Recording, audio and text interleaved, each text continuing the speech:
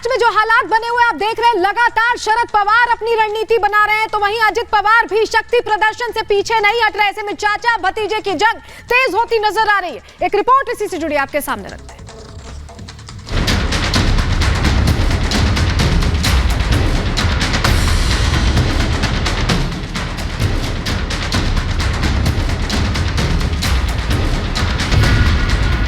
NCP पर कब्जे की जंग,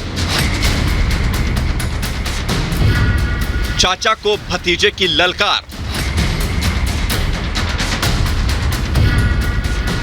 एक दूसरे के वफादारों पर एक्शन,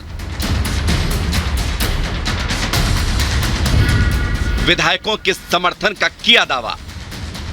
शरद पवार की एनसीपी में सत्ता संघर्ष जारी है। शरद गुट और अजीत गुट दोनों एनसीपी पर कब्जे का दावा कर रहे हैं। एक दूसरे को हराने के लिए अब पार्टी में नई नियुक्तियों और दूसरे के वफादारों को निकालने का दौर भी जारी है। शरद पवार गुट ने कार्रवाई करते हुए अजीत पवार को पार्टी से बर्खास्त करने का आदेश दे दिया है। एनसीपी की कार्यकारी अध्यक्ष सुप्रिया सुले की सिफारिश पर शरद पवार ने सुनील तटकरे और प्रफुल्ल पटेल को पार्टी से बाहर का रास्ता दिखा दिया। इस बर्खास्तगी के लिए बाकायदा एक लेटर भी जारी किया गया। इसी के साथ पार्टी में अजीत के दूसरे साथियों पर एक्शन जारी है। प्रफुल्ल पटेल एनसीपी से बर्खास्त, सांसद सुनील तटकरे को भी निकाला। 9 विधायकों को अयोग्य घोषित करने की सिफारिश, स्पीकर के पास शरद गुट ने लिखी चिट्ठी, चुनाव आयोग को भी लेटर भेजने का दावा। इसके अलावा मुंबई के नरेंद्र राठौड़, अकोला के विजय देशमुख और संगठन के मंत्री शिवाजी राव गर्जे को भी निकाल दिया गया है। ये तीनों ही नेता अजीत पवार के शपथ समारोह में शामिल हुए थे। दरअसल दिग्गज नेता शरद पवार ने जंग का खुला ऐलान कर दिया है। पवार ने साफ कहा है कि इस तरह के झंझावात आते रहते हैं, लेकिन हर बार उन्होंने उसे बेअसर किया है। इस बार भी कोई फर्क नहीं पड़ने वाला। सतारा में शरद पवार ने कहा कि अगले 3 दिनों में राजनीति की सूरत बदल जाएगी। पवार ने दावा किया कि राजभवन गए कई विधायक उनके संपर्क में हैं और जल्द ही उनकी घर वापसी हो जाएगी।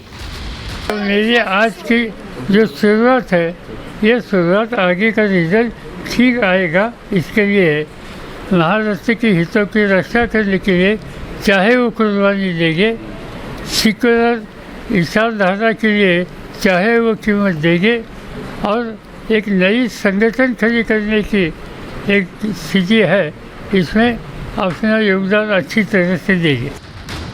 दूसरी तरफ अजीत पवार भी चाचा के सामने झुकने को तैयार नहीं।